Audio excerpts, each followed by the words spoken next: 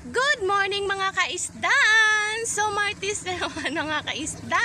Kaya mag-iikot kami ngayong araw ng Martis dito sa Daga sa Panitaan mga kaisda. Kaya naman, asahan niyo yung mga kaisda kung saan naman tayo mag-iikot. Kaya naman mga kaisda, itong isda natin dito sa ating likuran ay galing pa sa istansya ngayon ng dumating mga kaisda. So mayroon tayong bayang mga kaisda.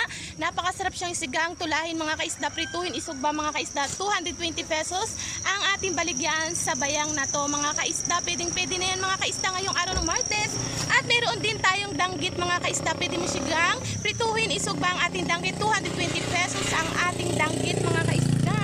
At mayroon din tayong bulaw mga kaisda. Yan ang ating mga bulaw ngayong araw ng Martes mga kaisda. So galing nga yan sa istansya mga kaisda. So mayroon din tayo ditong scallop na pwede mong pagpilian mga kaisda. Pwede na pumili mga kaisda ngayong araw ng Martes mga kaisda. Pero ngayon mag-iikot kami at magla-live tayo at makikita niyan kung anong ating mga isda ngayong araw ng Martes.